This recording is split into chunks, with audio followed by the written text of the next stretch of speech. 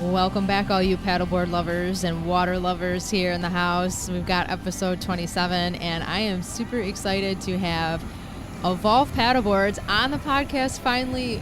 Ron with Evolve, Sup Swami. I love this podcast, and I can't wait to do even another one. And honestly, we could have talked for probably another hour or so, but we kind of go all over the board on paddleboarding.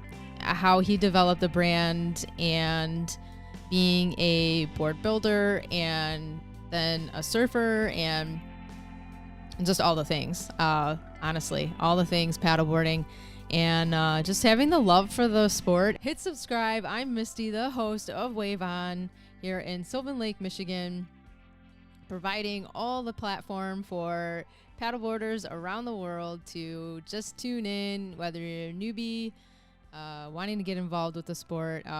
This is an awesome place to start, and I welcome you to join on the wave, literally here. And like I said, I'm Misty. Hit subscribe and let's dive in. Let's get in on the podcast here. But before we start, I want to share the code LUNA10. It's going to save you on your retail for lip balms. I have SPF, strawberry tint, actually brand new, all natural, no flavor at all. So if you're not a flavor type, this one is just all natural, and I got an SPF all natural without the pina colada as well. So with that said, let's get into it. Sup Swami, let's go. Oh yeah, here we go. Ron, it is so good to have you on the show. Welcome, Evolve Paddleboards. Yay, in the house. I love that. Yeah, I love the boards in the background. Thanks for having me. I'm super excited. Yeah, it's so good to have you on and talk about the board brand and how it all evolved, right? Yeah. Well, fire away. Yeah, it's been a long journey, but I wouldn't change it for a thing. And they call you the Sup Swami, right? Yeah, I guess so. Yeah, it's kind of a name that's stuck, but it's like, that's kind of what we do. It's like all about sup, I mean, we do other stuff because all kinds of water sports, but Sup Swami kind of sticks. Right. And at the shop, there's a lot of surfboards, paddleboards, and you have a little bit of kayaks too, right? Yeah. So we do a little bit of everything. As far as a board brand, we try to like branch out into anything. We kind of stick to anything that we like to do ourselves, really. So if like we love to kite, so we do that. We started foiling, so we build foil boards, longboard, surfboards, kite boards, paddle boards. Obviously, is the majority of the business. But and then we kind of focus towards that. The everyday person that just wants to get on the water, so that's kind of where our bread and butter is, even though we love to do all this other stuff. Yeah. It's like, we want to create that atmosphere that people feel comfortable with. It's not extreme. It's just, we're trying to make it every day, get everybody on the water and fit a board for everybody so that it's easy for them to get on the water. Right. And that pretty much trickles down to then me. So this is very core. This is like, I don't know, I guess if you were to describe it, this is top of the house. And then like, your vibe, and everything trickles down to what I do, because I have the same boards that I use for class. And, and I look to you guys for information, like, whatever questions I might have, or someone that comes to me with something that I can't answer. So, I mean, how cool is that? Like, yeah. No, it's a good feeling to just to have like people want more information, and we're not going to have all the answers for everybody, right. But like we were talking about KJ earlier, she's like kind of the ambassador of Stoke. She's like, gets people excited about it and makes them, like whether it's in our shop, like people will come in and not have any idea. It's crazy how a lot of newcomers are still getting into paddleboarding, which is really cool. Oh, totally. And just by sharing her knowledge on stuff, they leave like they gave them, like YouTube could never do that, So it's like, yep. They leave feeling really comfortable, happy, and glad that they got the right equipment. And, if we can't help them out, it's like we're not there. Obviously, you want to sell product, but at the end of the day, you want to get somebody on the water, make them feel comfortable. Right. And lately, I come across a ton of newbies because of where I'm at, really in Michigan. And lately, I have a lot more older like ladies for the paddleboarding have really been asking a lot of questions, and I think they really just want to be heard, like just talk to them and, answer their questions. And so one of the things that I'm working on in the neighborhood, even because I'm on a lake, that some ladies want to come out, and like I said, maybe mobility is a thing, or that they have a little bit of fear of the board and stuff. So we're doing a little introduction later this week for just kind of a meet and greet, even to me, who I am and what I do and teach and stuff like that. So it's been fun, like talking to a lot of new people, and so it's still growing as a sport. Yeah. And I think that's the key is like what you're doing and other people are doing everywhere. It's like, make people feel comfortable, it's like, get that intro. It's kind of like yoga, like yoga is really intimidating to go into for a guy, girl, it doesn't matter, an older person, younger. But like, that's why they separate and do like a complete, hey, this is for newbies, because you don't want to lose the person before they get in. So it's like, if you go in and everybody knows what they're doing, or they're race training, or they're on small boards or something like that, then they lose interest and then they won't come back. Just like if you were in a yoga class and it was, everybody knew what they were doing. There was headstands flying left and right. Yeah. And then you're over there going, oh, I can't do that. And even though there's no judgment, it's like you don't feel comfortable. So by doing stuff like you're doing, like intro classes, that's awesome for like newbies, whether they're, like you said, we get a lot of, older females. It's like, they just want to be on the water, get some exercise, and feel comfortable. And that's where you come into play. It's like you get them out there, you feel comfortable, they feel like they're part of a community, and that's what's really cool. Yeah, totally. Yeah, we've talked about it on the podcast, the different guests and stuff that have come on, and even the last one I had a couple of my own students come on. They're newbies, but they came out last year, and then the one I taught privately all winter. How virtually even. We're, as the snow's flying, and she found a place to put her board, and we worked on a lot of things, learning how to stand, hold your paddle, those type of things. But yeah, it's funny how they said it goes from like, it's a sport that can be totally relaxing and challenging at the same time, but it's just like your own way of how you want to do that challenge, it's your, and that's the awesome part about it. So yeah. And it's really cool because it's so versatile. Like you can take it and, obviously do yoga on there. And then on the other side of things, like, when some people come into the shop or they call us or they send us emails and they're like, you check, hey, what do you want out of this? And sometimes it's like, hey, I want to paddle 50 feet, sit on my board and drink a margarita, and they like be on the water. I don't want to be on a boat. And so if that's what your goal is, then boom, you can do it paddleboarding. If you want to race or, race in the Molokai or do downwinders or surf, you can do it all, or yoga, and so that's the one really cool thing about it, as opposed to like, surfing's awesome. And a lot of it stems from that, but it's such a small part of the SUP community. But you're either surfing or you're not surfing. So the good thing about paddleboarding is it's like you can always do it. If it's windy, you can go on a downwinder. If it's calm, you go out and you just enjoy nature. So there is so many like little attributes that make it really cool. Yeah, totally. And then even like Cammie says that she throws an anchor out and just lays out her board, Mm-hmm. Yeah. And Cammie will get after it, and she's a hustler, and she gets and she's schlepping boards all around. So I can totally see at the end of the day her going out and just like, I'm over it. Nobody around. Right. nothing, and just drop an anchor around the corner. I can see her totally on that. That's But so and funny. that's another prime example of, getting people, and I don't know exactly what county she's in PA, but getting people like out there that like she created it where she is, just like you did. It's like you get people that normally wouldn't have that outlet. All of a sudden, you gave them an outlet. Obviously, like California and Florida and a lot of the coastal areas, it's been around forever.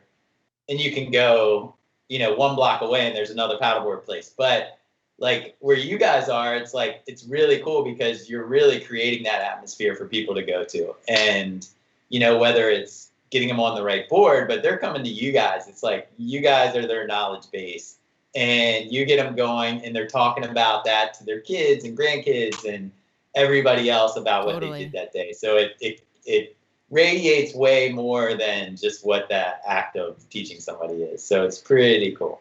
Yeah, and as from a teacher, like it's very rewarding, challenging, and fun. So many things about it because when they come back on water, it might have been like super challenging, maybe a little stressful, some nerves or whatever, if it's their first time out. But when they come back, this like nothing out, and there was nothing else existing in the world. Like everything was forgot about, everything was left on shore.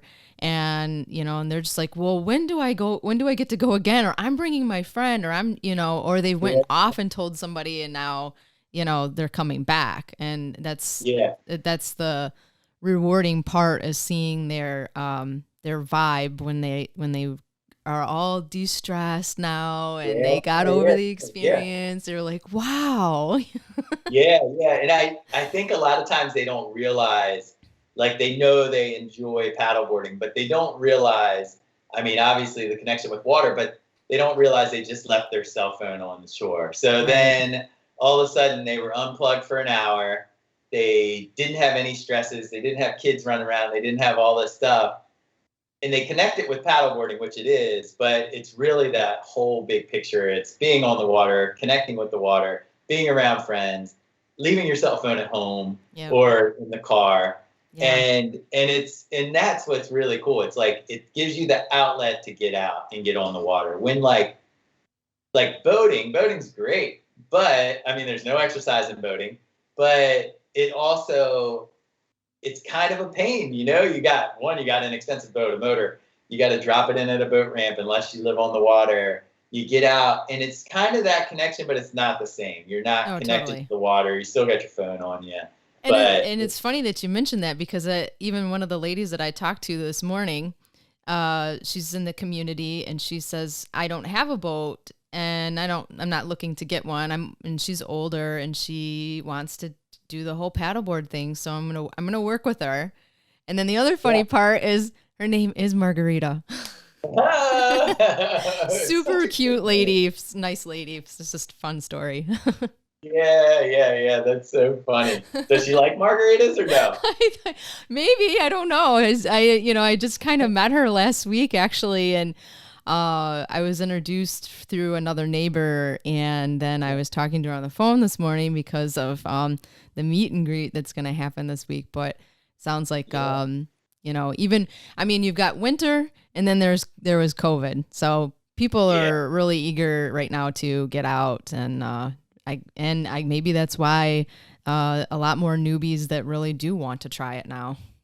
Yeah. No, I totally agree. I think it's like it's a combination of a lot of things. I mean, one, people being cooped up, but also people realizing, hey, this is what it feels like to be cooped up this long. I want to, I was going to buy a paddleboard last year. I was going to buy it the year before. Too much time, and then now they're realizing, okay, I want to take this time to myself. I'm going to buy that. I'm going to buy that. And it's not about really the purchase, but it's about them stepping over the edge and getting out on the water and whether, and obviously there's a lot of bad things that happened with COVID, but then on the reverse side, it like really did put everything in check where people like are like, hey, I really want to get into that, or hey, I want to get back in the gym, or I want to get out. And not that you ever took it for granted probably, but when it gets taken away, then you're like, oh, I so love doing that. And Yeah. then now I can't, so Yeah, it is definitely. cool to see a lot of people out there getting into it for the first time, and whatever stemmed that, I don't know, but it's cool to see it kind of have a rebirth. Yeah, I would agree, totally. And that started last year and is really still going, because like I said, coming out of winter, I think, I don't think it's, last year we were in spring when all that started. We didn't go through a whole winter with it too. And this time it was like a whole winter plus this is just like, oh my God. Yeah. Yeah. Oh yeah. Yeah. And you're in Michigan. So, Exactly. we're not much better in Maryland, but probably compared, it's like, we have at least a little more of a season. Yeah. How did Yeah. you really get started in all of this? It's Yeah. So it's, kind of goes back a ways, but, I guess, and paddleboarding had been around for a little while, but you just didn't see it on the East Coast. And like if you went to Hawaii, obviously you saw it in California. And for me, it wasn't ever getting into it. It was my girlfriend at the time and we bought these boards because this local surf shop wasn't moving them. And I didn't even, when we went in to buy them, I didn't even know what a paddleboard was. So we went in and I'm like buying a paddleboard and I don't even know what they are really. yeah.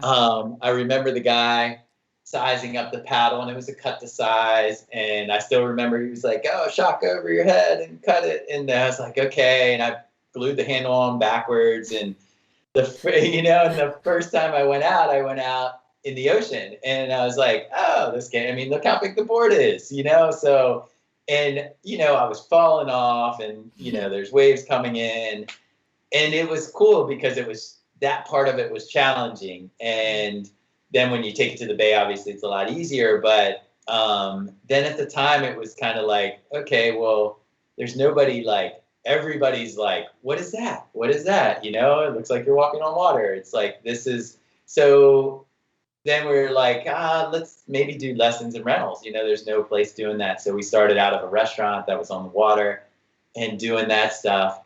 The way I was more into like getting people on boards. And so even back then we were buying other brands and we were selling, I had a little, storage unit and I'd keep boards in there and then people would be like, hey, I want to buy a board. And I would load the only three that I had, and I would bring them over and size them up and get them on the water. And so it started from that. And then it stemmed from the outfitter, the need to get a specific board for like, okay, we need a durable board. We need it to float about this much. And so getting into it that way was really cool because it was like, we saw the people that were getting on boards and the challenges they had, whether it was construction of the board, whether it was the size of the board.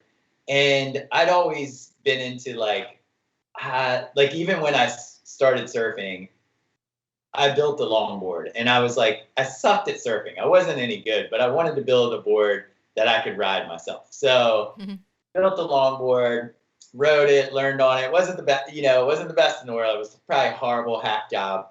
But so I kind of went at it like that. Obviously most of our stuff is manufactured, but I started looking into that. And then we work with some local shapers and what sizes work for people. I learned some 3D software to start the images and get the shapes down. And so it really started because it was fun. Like it was like, hey, we already have demand to at least give people what they want here and get them out on the water. And it really started as that, just, bringing in boards for ourselves, designing them for ourselves. And then people would be like, hey, I want some of your boards. And then, hey, I want some of your boards. And so then it turned into a business that didn't really necessarily, I didn't have an idea that was how the business was going to start. So me and my business partner, Sandy, and he's awesome. And so we started just really small, and every year we would do a few more, and we would, we're not a big corporate company, so we don't dump tons of money into it. It's basically like we build X amount of boards, we get them out, we try to get all our dealers pre-books done and everything like that, and make sure they have boards and then some to sell. And so it it's cheesy to say it evolved, but it really started as nothing, just kind of like, hey, we need boards.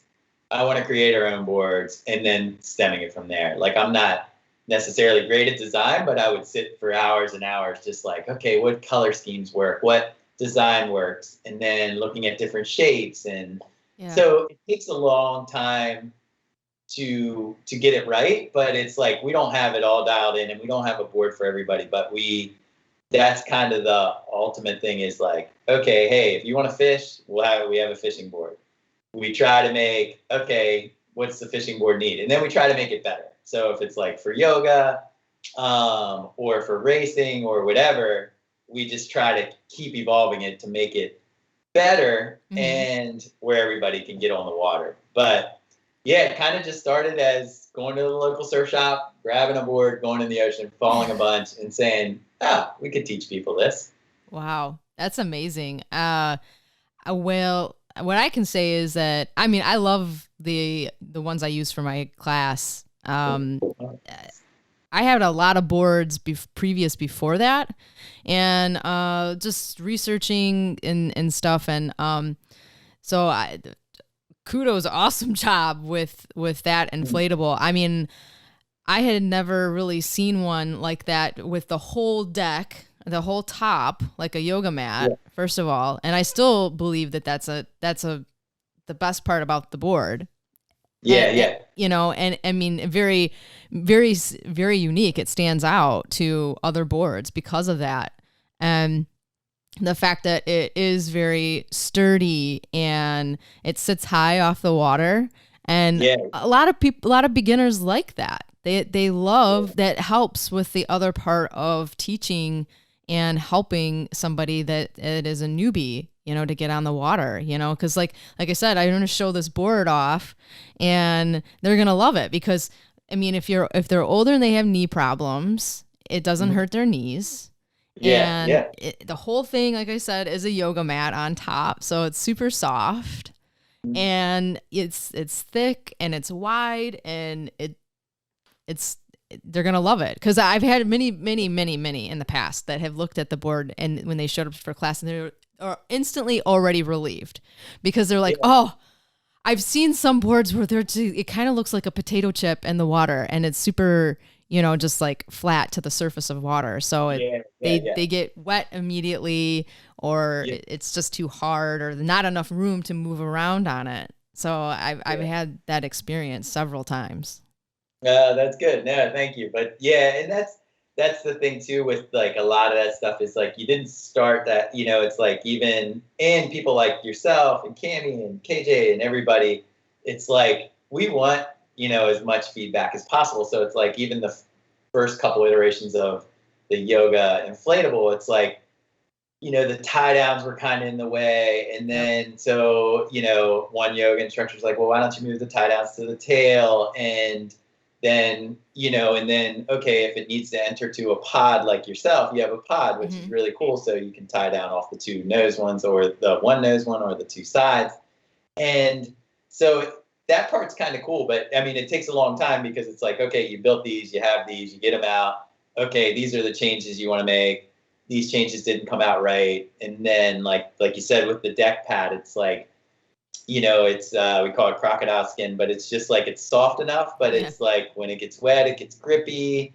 And so it's cool. And most of that comes from other people and us not being like, oh, this is what we built. This is what, because I'm not, I love doing yoga, but I'm not the one to ask what are the highlights of yogas, a yoga board. So even our hard yoga board, same thing. It's like, the shape constantly changed until we got one that was kind of the best of both worlds. Like it's not where it's 32 wide, but you could make it a lot wider and then it's great for Instagram headstands. But, like you want something that can cruise really good too. And it's not, and you want it to be challenging, but you don't want it to be too challenging.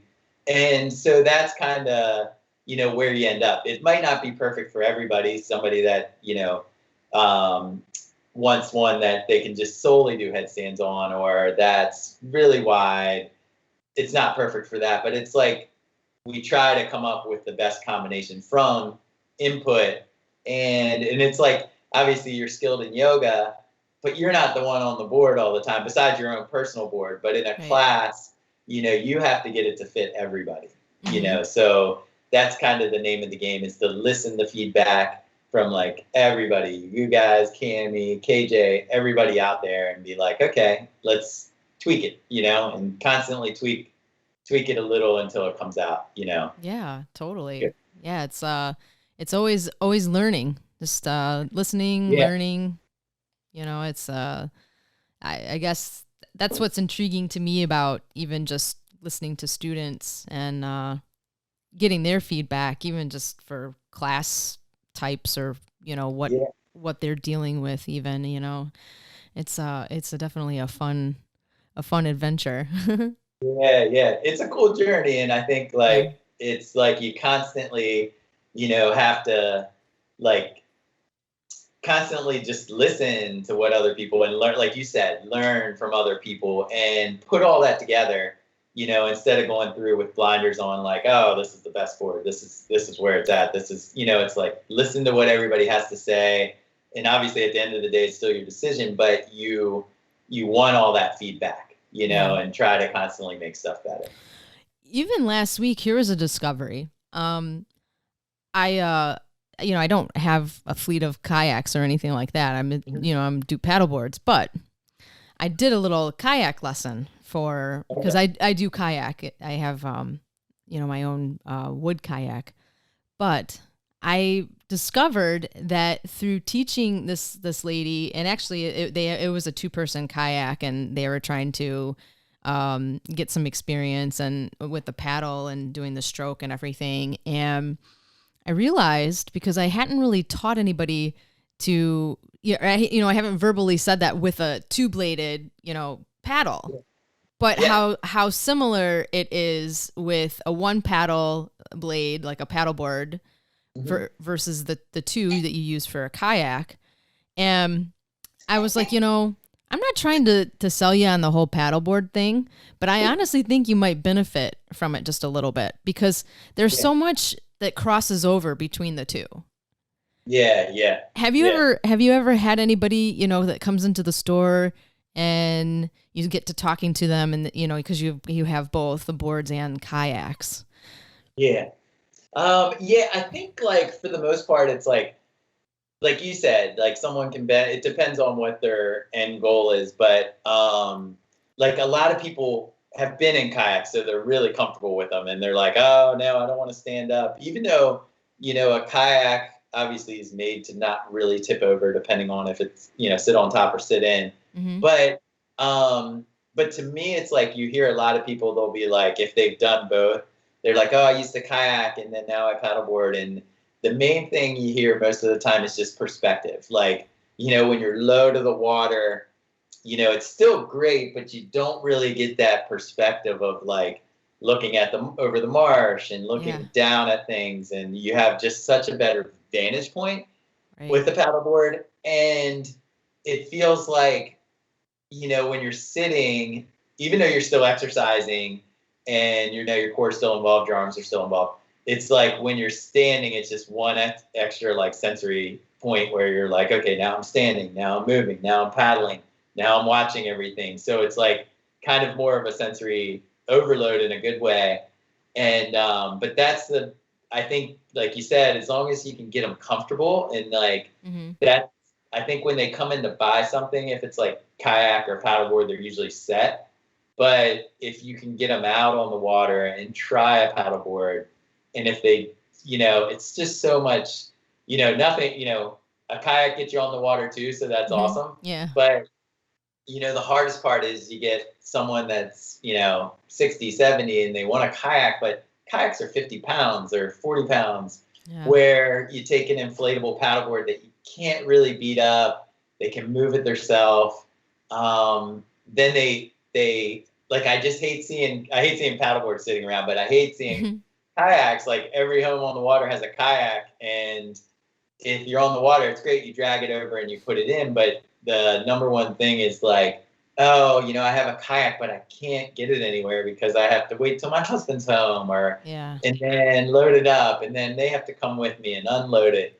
So that's the beauty of a paddleboard. Definitely an inflatable because you can throw it in your trunk, pump it up, and go. Yeah.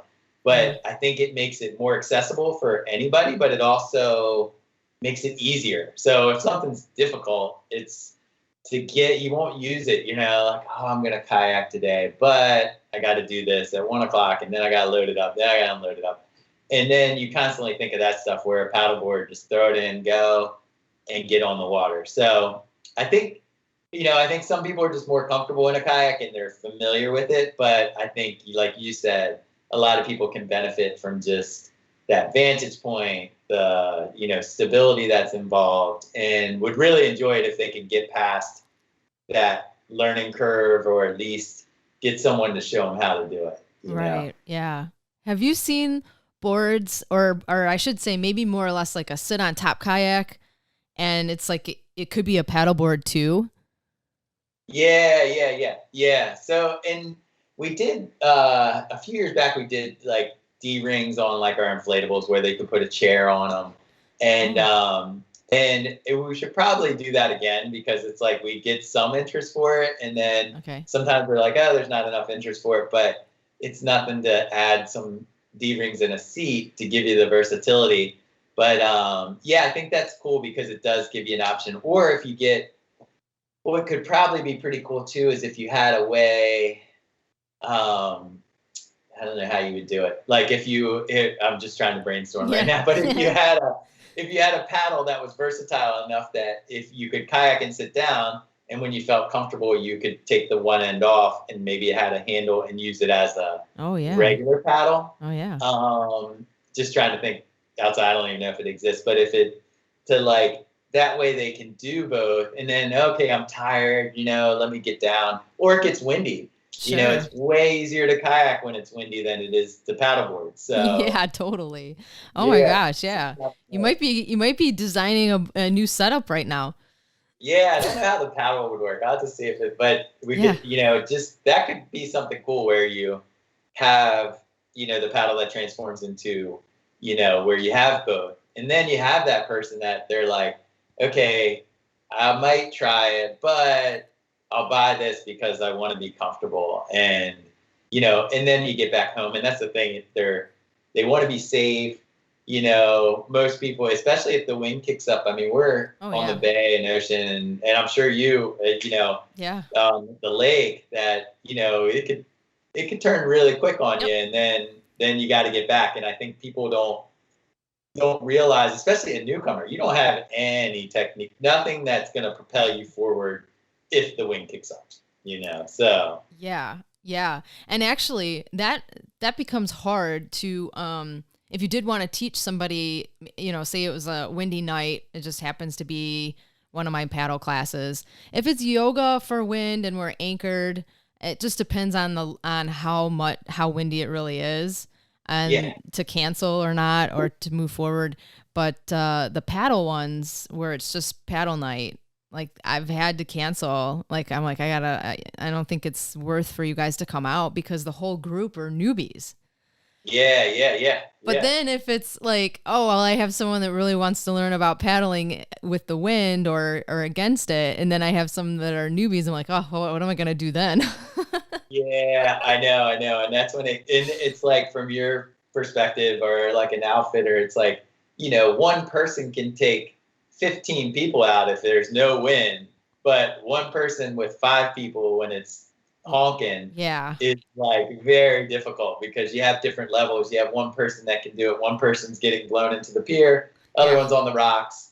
And, you have to pull them all back together, and they just, you're just not going to have that skill set as a beginner, but you're also not going to have the knowledge base. Like, okay, if I get down to my knees and I choke down on the paddle, I can get a little more leverage. Like, you're just not going to know. So I think that's the cool thing about, getting, instead of just buying a board and going, it's like you get a lesson, or you go with a group, or you go with someone that already knows. Just because it can change really quick, but, and you don't, and the same thing, like if you have a bunch of newcomers, you don't want their first experience to be like they're in the perfect storm. No. And they're like paddling for their life and they're scared. Like, you you want it to be a positive experience, and you can't cue the sunset every time, but Right. it's nice when it happens and it's calm. Yeah, exactly. And and really you're like the captain of the ship. It's like, okay, guys, like we're not doing this tonight. And they're sort of like, huh? Why? It's 90 degrees out. Like, why wouldn't I be on the water? And you're like, yeah, well, there's 15-mile-an-hour winds with 23 at the gust. So no, I don't want that to be your first experience. Yeah, and that to be a bad one.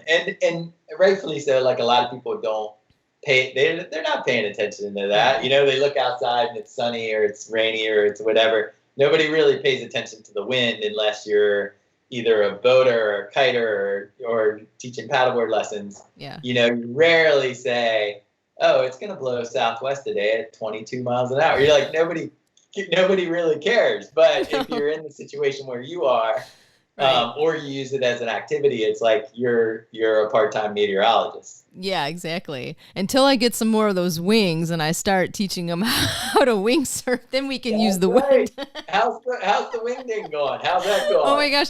So I was practicing more on land first, and the other day I was doing a lot better. Now maybe the wind, it changes. It's like it can be squirrely 1 minute or it's just too windy. So the time before that, I was like kind of all over the place. It was like I think it was too much wind for me to learn in.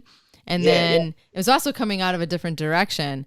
So then this last weekend it was windy and I had it out on land, and I was doing much better handling it, pointing it one direction and then like changing and using the wind and which direction it was coming toward. So I was like, oh, I think I should go get my board. And a couple of the guys out had their the little sailfish or sunfish, that's what it's called, little sailboats. Yeah. And they're like, it's picking up. I don't think you should go get your board. Yeah. So I'm getting there. It's difficult. I mean, I'm no pro at it either, but it's definitely, it's cool because it's, it's different, but I think you're doing it the right way by learning on land, because once you start connecting, the wing and the board, or if you eventually do foiling, it's like now you got a board, you got a foil, you got this wing, you got so many moving parts, and you don't really know how to fly the wing yet. So it's like it's best to just like learn on land, feel the wind. Then you're gonna like minimize the learning curve without being on the water and drifting downwind and all that stuff. So it's like I think you're doing the right thing, and it's cool because there's so much with the winging. It's like there's so much good information out there because it's kind of catapulted so much in 2 years, let's say, that interest, because you can really do it anywhere. So there is a lot of like good tutorials and information out there of just like little stuff that I would go and I'd be like, why is this so difficult? It's a wing, a kite, everything. And it's like, and just little tips, and you're like, oh, so easy, so yeah, it'll take some time, but it's cool. Now, are people winging and foiling on Lake Michigan? There's a lot of the kite surfing. There's a lot of that. I haven't seen anybody with just the wing surf yet. And the foils are becoming bigger too, and so I guess, to marry all of those experiences together, like start with the wing on land, try a paddleboard, and then a wing. I'm assuming then that's when it gets really challenging, right? Yeah. So once you add the foil, it's like, it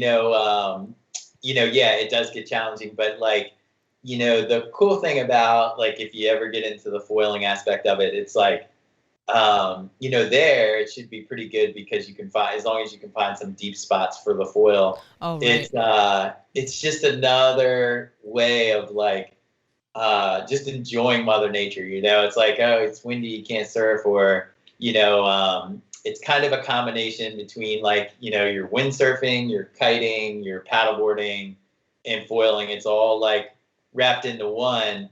But I think the coolest thing that makes the whole wing/foiling popular and growing so fast is that you can really do that almost anywhere. So, where like kiting, you need this huge open area to set up your kites, and then it has to be fairly shallow, and and you have to have it unblocked from the wind and stuff like that. Where winging, if you can, it's less gear, and you can take it down to the beach and get on a board, and then with foiling, it like just opens up the door to a lot of different things. So it's kind of a cool like add-on to because it's not necessarily just strictly paddleboarders, not kiters, it's not surfer. It's like kind of like a little bit of everything is getting into it. So it's especially if you're like landlocked and you don't surf, it's kind of a way to just enjoy the water with foiling. So right. I think it's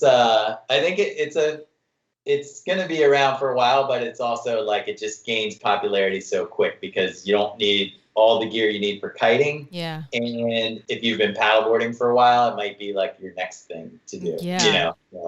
That's exactly why I got it and wanted to learn, because the kiteboarding, actually the first time I saw kiteboarding, because I used to live in Delaware, I saw it there in Delaware. Yeah. And then I was like, well, where can you do that here in Michigan?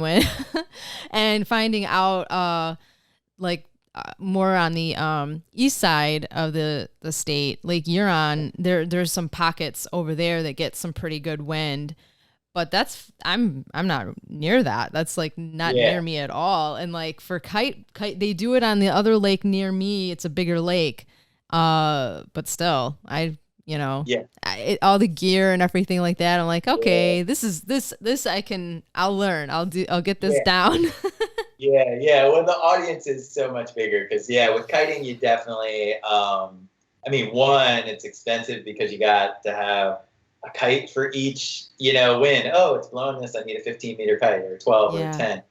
And then you have to have the space. And then you can't just go, like with paddleboarding, the beauty of it is you could go, whether you buy a paddleboard from us or Costco or Amazon, wherever you buy it, you could get out on the water. I mean, granted, it'd be great to take a lesson, you should, but you can succeed and get out on the water and do things. But with kiting, like you definitely need either a lesson or lessons, or someone that really knows what they're doing to be there and show you, because when it goes wrong, it goes really wrong. Yes, totally.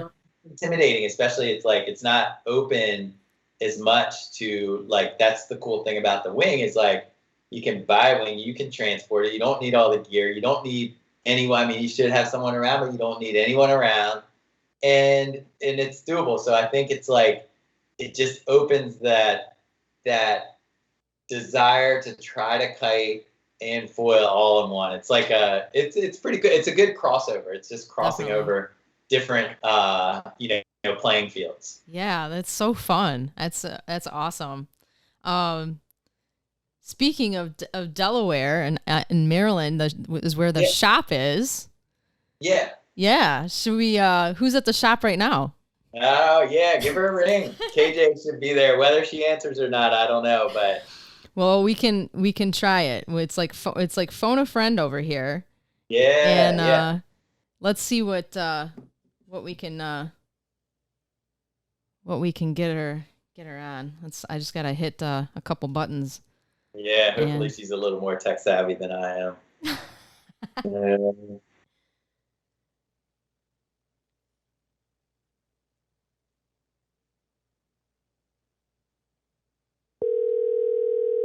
It's kind of exciting. I know, right? It feels like we're prank calling somebody. That's what this show's turning into now. Yeah.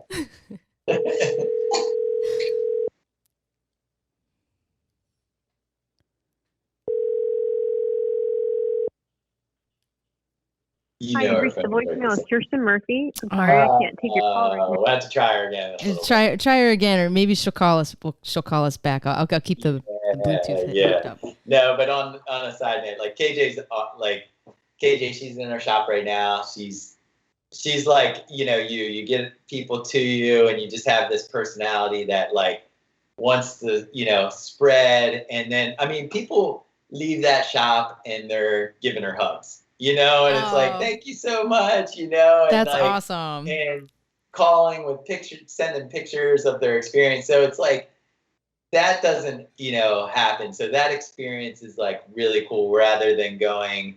And like I said, whatever place you go to buy a board or whatever, it gets you on the water. That's cool.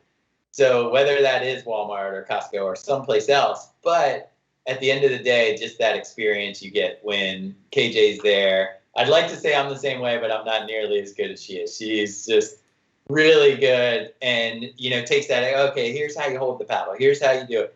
Puts a piece of tape where your hand goes, so that when you leave, you feel comfortable to go out on your own. So awesome. That's really cool. And it's cool that she's a part of the team because she's like really good with all of that. And it's not like trying to sell something you don't do. It's like, she's the first one to be at the beach in the morning and go surfing or paddle. Or if you were like, hey, you mind going with me? And she's like, oh yeah, no problem. So it's like, it's kind of, that's the cool part is it's not, obviously it's a job, but, and, at the end of the day, you're selling product, but you're really getting people on the water. And that's the most important thing. It's like, there's nothing worse than selling someone a board and them come back a year later and be like, hey, I bought that board from you. And you know what? I never used it. It's in the garage. Do you want to buy it back or something? It's like the worst. So yeah, no, you don't want that. Definitely not. So that's just the worst. Even you really want them to enjoy it, and there's nothing better than on the opposite spectrum of that is, oh, it's really changed my life. I get out on the water 2-3 days a week. Now I take my friends out, and we go out once a week, and I take my dog on the board or whatever it is.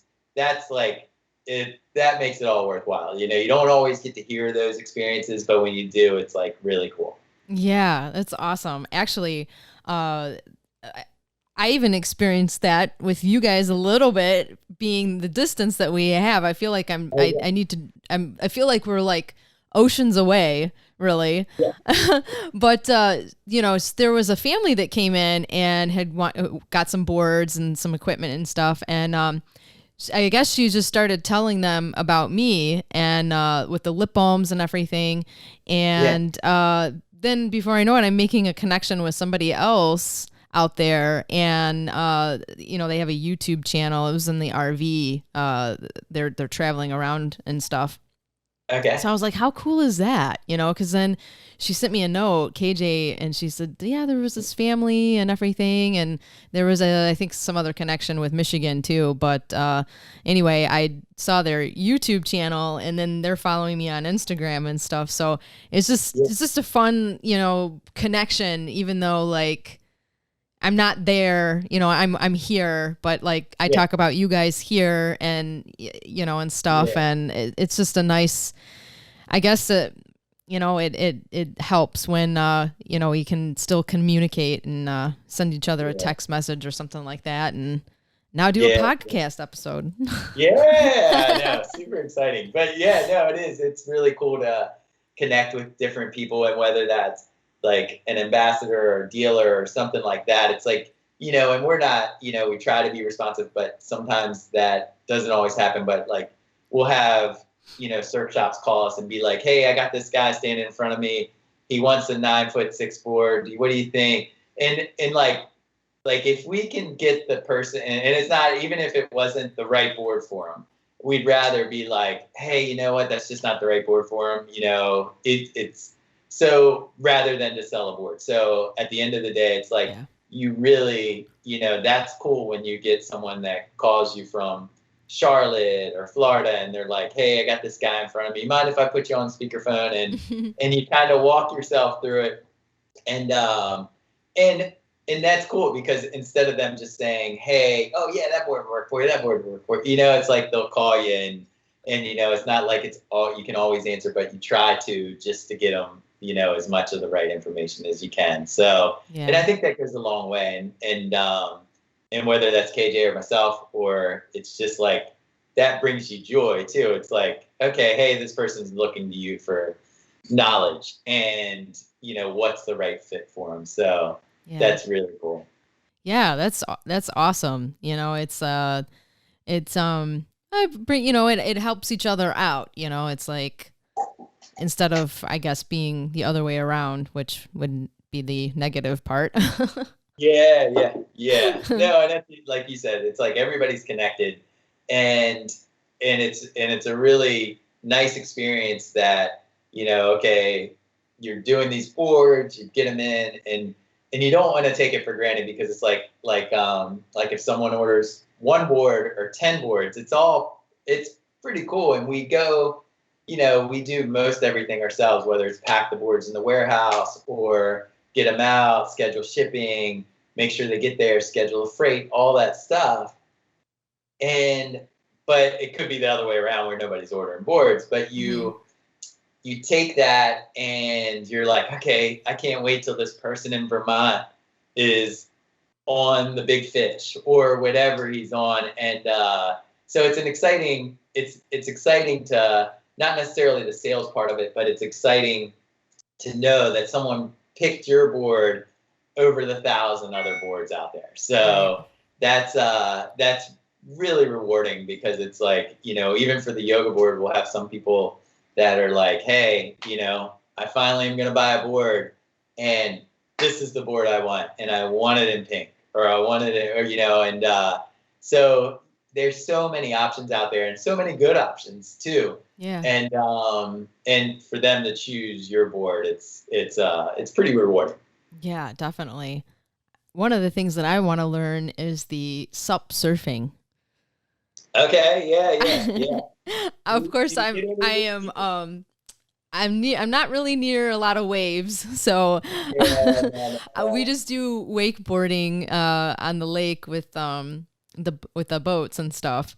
But one day, for sure. Yeah, one day. Well, you get a lot of wind. Like, you could probably, even if you get into downwinding, like, definitely like go in safety in numbers. But we build a downwind board, and that's a lot of fun. And it's really similar to surfing, but you're on a massive board, and so you're just catching swells, whether they're in the bay. If you have a long fetch. But that's something that, like, you could probably do there. It's almost like surfing. Like, you're paddling into little waves, and you're kind of going, and then you come off of one, and then you catch another one. So it's almost like a wave machine, because they just keep coming, and although they're only 2 foot tall, it's like it's a pretty cool added, like, sport. When it's blowing, you're like, oh, it's blowing. Most of the time you looked at wind. That's the really rewarding thing about having different sports, whether it's foiling and kiting or windsurfing, whatever people do, surfing, all that stuff, is because you're like, any condition's good. So it's like, you look outside and you're like, oh man, it's blowing like 25. You used to be like, oh man, it's blowing 25. What are you going to do today? There's nothing to do. And now you can kite, you can foil, you can go on a downwind run.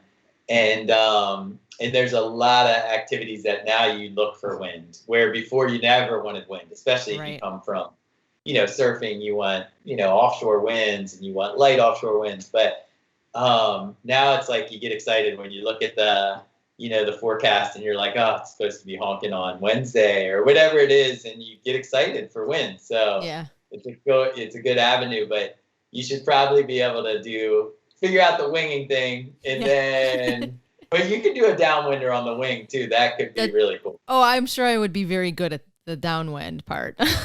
Yeah. You figure you got to go that way anyway. It's going to take you that way. So, I know, right? I probably should have just that one day did that, like, just did downwind and got, found the point to get into, and then come down, But like, park your car somewhere else, and then walk if you have to, and then just one way. It's better than walking into the wind. So Oh my gosh. Well, I will be excited to one day be out there, probably picking up a shipment of all the boards if I finally make it. If I make the trip out. Yeah, it's gonna happen. Yeah, you'll have to come down. I mean, how far do you think you're away from Ocean City? I'm like 10.5 hours away. That's just a road trip. That's an easy road trip. I used to do that trip. I mean, from Michigan to Delaware, so I'm quite familiar with it. And it would just be nice to see out there again. It's been a while since I've been out there, and I always enjoyed the beaches and stuff, and I just remember watching the kiteboarding. That was it was like a fun thing to do. Just drive down and watch them play. Yeah, it's pretty cool and interesting that like people that are into whether it's kiteboarding or any of the sports, it's kind of like that's your lifestyle. Like if you've committed, if you're into like kiting or even surfing or any of that stuff, like you've changed your life direction to commit to something like that. Yeah. So, and it's a great, I mean, you don't even have to be the good thing about all those water sports is, and especially paddleboarding is you don't have to be on the ocean, and most of our boards go to areas that have lakes and little rivers and bodies of water that people totally enjoy the water. And that's the core of most of our business. And it's like, it's enjoyable to see all of it, whether it's beginners getting on water or someone saying, hey, I want a custom surfboard or I want a custom foil board now, or they're into racing or downwinding. And that's like, we love to do that stuff ourselves, even though, so it's like a giant playground, like we do an inflatable race board and we just made some tweaks to it. And I took that out like 2 nights ago, just to, paddle a couple miles. And inflatables aren't known for being really fast. And, but we do a 14 by 27 and it has a little rocker and it's really, this probably the second version of it, or maybe the third now. And it works, it works surprisingly pretty good. Really? And and it's, nice. And it's just a different way if you're not going to go as fast as a race board, a carbon board that's really light and rigid and designed for it. But it's a good alternative for people that are traveling or they really just want to do some exercise and, don't need a huge stable board platform. Yeah. It really they cruise really nice. So that's the cool thing about it is like, okay, we went from a 29-inch one to a 27. We added a little rocker, and to be able to take it out and try it. Wow. Sometimes you're like, oh, that's not right. But it is really rewarding just to go out and you're like, oh, this feels really good. I mean, for an inflatable and a race board, right? It worked pretty good. Yeah. So that's fun to hear. I have never heard of that. Yeah. Inflatable race. And there's a couple brands that do decent ones, but for the most part, it's like it's hard to get an inflatable that wants to, because it obviously can't cut through the water. Yeah. So you have to have it either with a little rocker or a really rigid nose so that it sits on top of the water. But it's kind of like that. If you're still like the portability, you still like the ability to like transport it and take it everywhere, or if you just need an extra board, it's a pretty good option. Like, that's cool. Because a race board's cumbersome. I mean, we have, tons of 14-footers, and like if you live in an apartment or a condo, or we're in a beach town, so there's no room for that. Yeah. And so that's hard, but now you can take a race board and, be living in a condo. Wow. Yeah, that's amazing, because that's the big part about those boards, just trying to ship them. Yeah, shipping's horrible, and like storing them. You have, I think you have some race boards yourself, and just storing them, and they're always in the way, and unless you're really dedicated, really into it, then you're using it all the time. But if not, they're just big. Yeah, it's a double-edged sword. It's like they can be super light to move around, but they're big. Yeah, exactly. And then how did you get into paddleboarding? How did I get into paddleboarding? Oh man, I've always been a water kid, and like I said, I could never get into the waves, the ocean much because of distance. Like Lake Michigan, I mean, you get some, but a lot of times it's, you've got a storm coming, and that's why there's waves. And you know, you got to be pretty dedicated to want to jump in on that. But I remember boogie boarding as a kid in Virginia Beach, and they could not get me out of the water. I had read like from after one day on my belly, my stomach side, and I still wanted to do it. And rash guards really weren't like a thing back then. But, yeah. And you know, and I would always talk about it then, like, you know, going home after the vacation, you know, oh man, remember that time about the boogie boarding? And then it's like, it couldn't get me to shut up about water.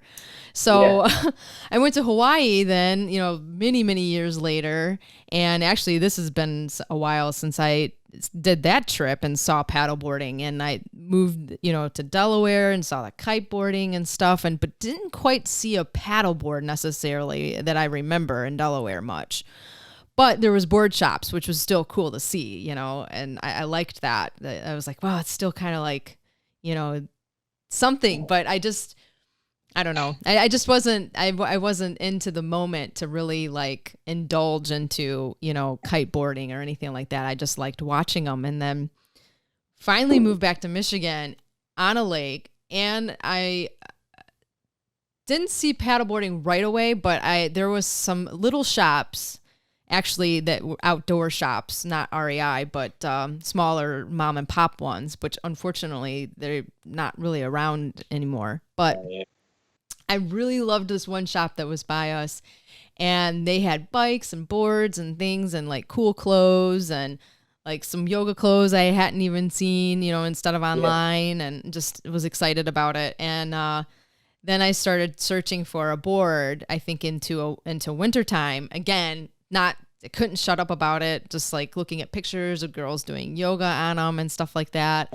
And I finally got my first board, and then I got another board, and then I tried this other inflatable, and then I was like, ooh, racing.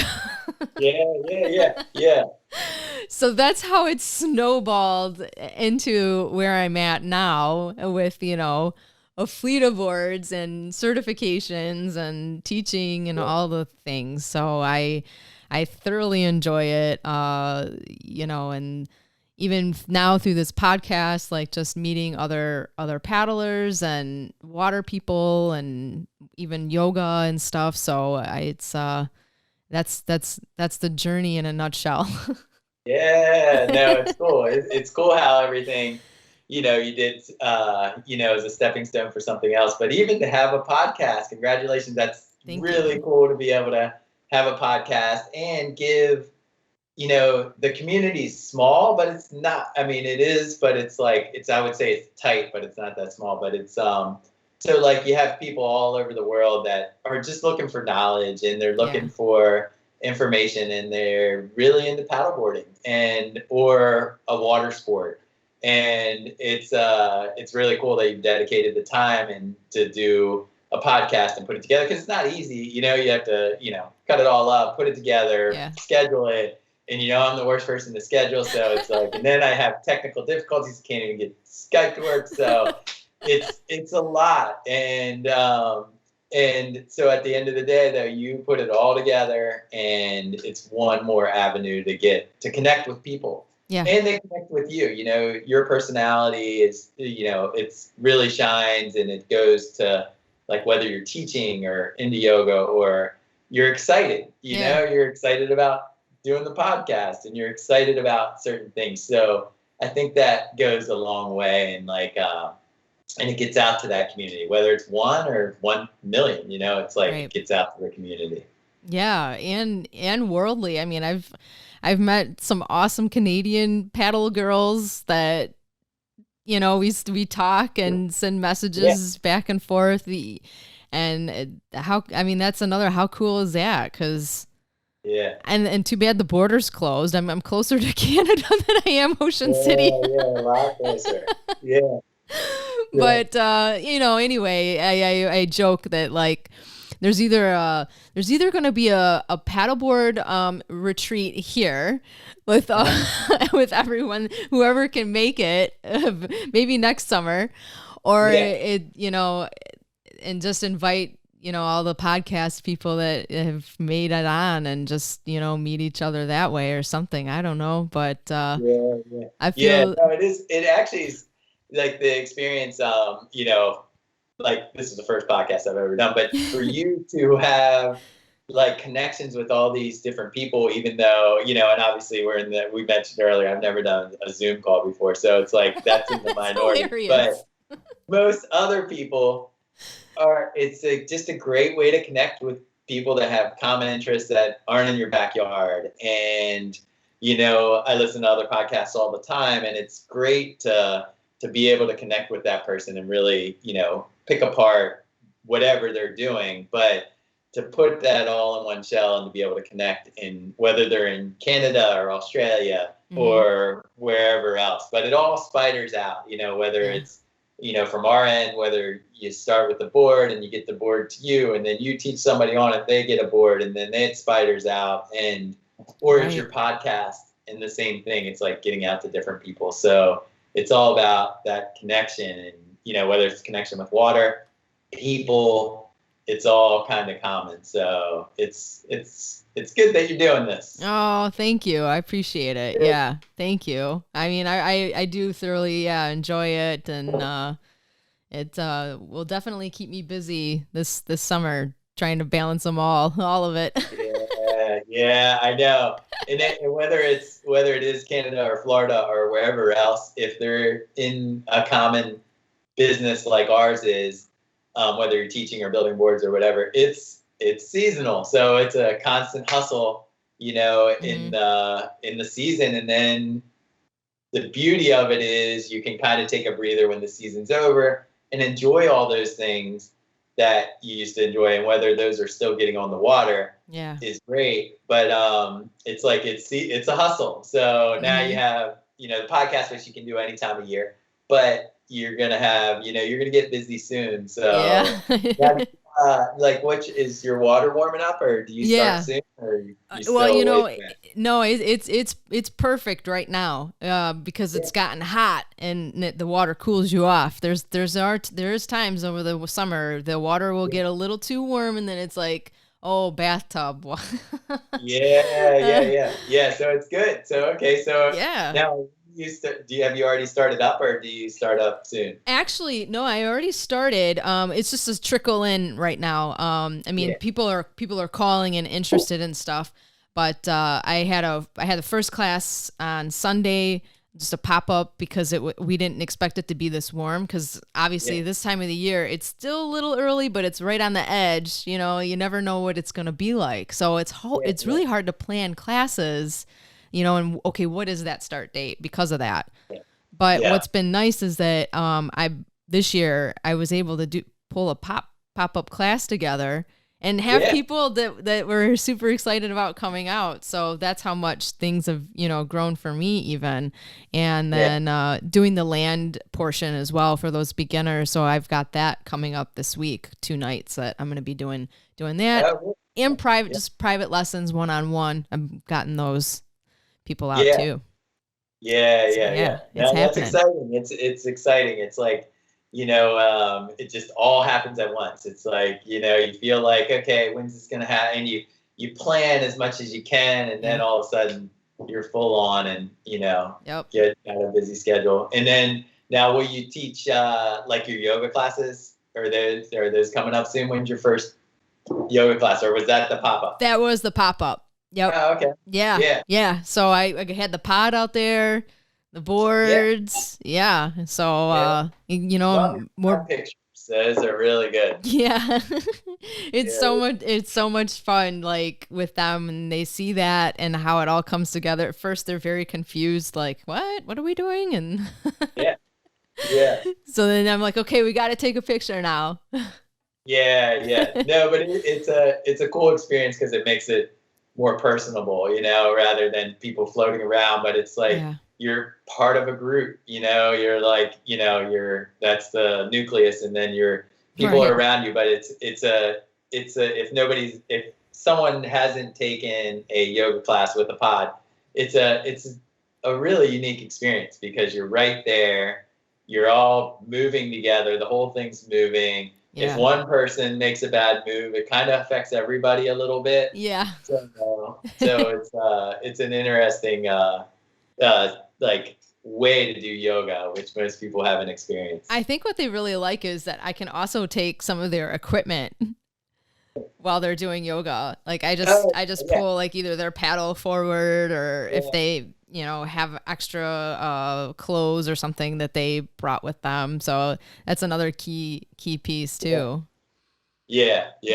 No, that is really cool. And that's the thing there, you're doing stuff and obviously your platform's bigger. Yeah. But, we have a lot of teachers that'll just sit in the middle and just kind of go through everything and watch everybody. And it's like, and that's cool too. When, and others that do the whole class. So it's a unique experience for sure. It really is. And, and me being able to see them better, they're closer to me. So I can do more of an alignment cue as well, and in the yoga part, help them out. And so instead of seeing it from a distance and shouting, and shouting, and then everybody's looking over. Instead, you could be like, Vicky, move your front foot more in the middle, and really make it personable. Exactly. I love the pod. It's awesome. Yeah, that's good. Yeah, cool. Well, We're over an hour. Yeah, I know. I don't even like talking, let alone talking this much. And we've got you on. You should have KJ on a podcast, and I guarantee it's going to go way over 2 hours. Like, there's no question. You guys will be back and forth. It'll be a long podcast. That would be a really long one. Yes. I wonder if I should try to call her again. No, you should have her. Do a podcast. Do one. Okay. That was the little nudge right there. Just trying to call her, and then next time she'll be on. Yeah, she'd be a good guest though. But and awesome. Like I said, she really does just share that stoke of paddleboarding and being on the water and connecting people. Like I said, it's like just showing people how to do it and this and that, and goes way above and beyond. So awesome. Yeah, I think, and she's a wealth of knowledge too. So totally. Oh yeah, she gives me a lot of pointers. It's just so awesome. Yeah. Sweet. I loved having you on. Thank you so much for your coming on and sharing. I love it. Yeah, well, thanks for having me on, and sorry about the little technical difficulty. Oh, you're fine. Awesome. Get back at it, but if you need anything, just let me know, and I'll be seeing. Actually, I got to cover the shop. I'm gonna go relieve KJ anyway in the afternoon. Awesome. That's good. Yeah. Cool. Yeah. Well, thanks again. Thanks for tuning in, guys. Thanks, Ron, for being on the podcast and sharing. KJ, I hope to get you on the podcast next. Too bad you couldn't chime in. Sort of feeling like a prank call there for a minute. We missed you. Sorry about that. But I know we were running the shop, and it is a busy season. Classes, they're on the schedule. Events are popping up.